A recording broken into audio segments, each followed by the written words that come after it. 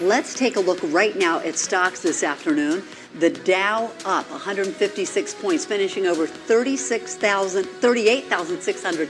The Nasdaq up 147, incredible. And the S&P 500, this is an all-time high.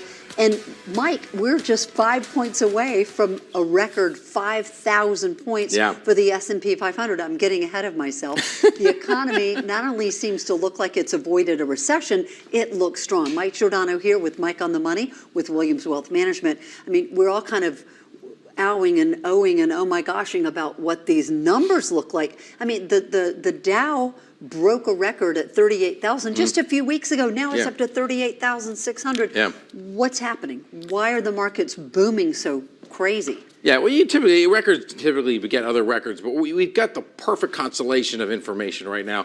We've got strong growth in the economy. We've had unemployment under 4%. We've had inflation persistently coming down for more than a year now. And then we've had this euphoria that the Fed's going to be cutting rates 5 or 6 times this year, which is what the markets think. And so that means, it's going to be easier for people to borrow money, easier for companies to borrow money, and we're going to be back to those nirvana times. So it's just been the perfect concoction. Okay, we like these perfect concoctions. I don't mean to make it sound like I'm complaining, but is it a fever? Is it a little too much? Are you nervous about the bubble?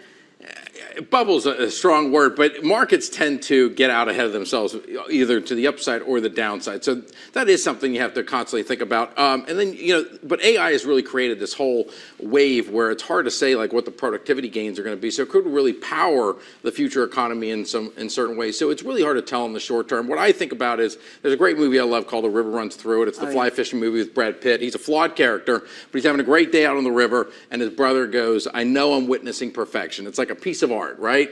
But he goes, "I know life is not art and it's not perfect and the moment won't last." And so that's kind of the issue here. And it doesn't mean if the moment doesn't last that the markets tank. It's just that you could have some healthy corrections in here. Okay, so we'll enjoy the moment. Enjoy the moment. And as we're enjoying the moment, let's look at our own investments and figure out if we need to make changes. Or is this where you just sort of hang onto the wheel and just enjoy the ride?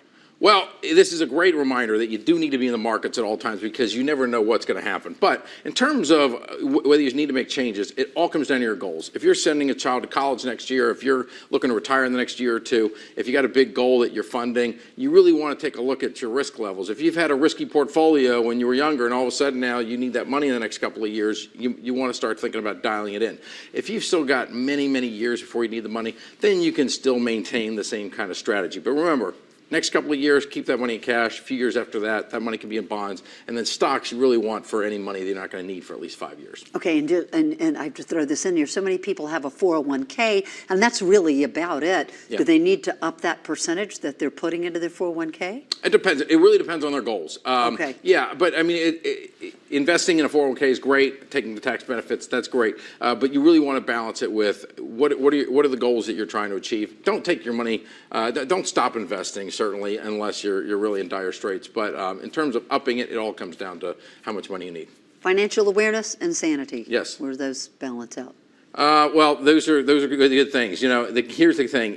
Sometimes people look at their accounts too much. Sometimes people look at them too little. It is good to know what your money looks like because this way you're aware of whether you're making progress or not, whether you need to make changes or not.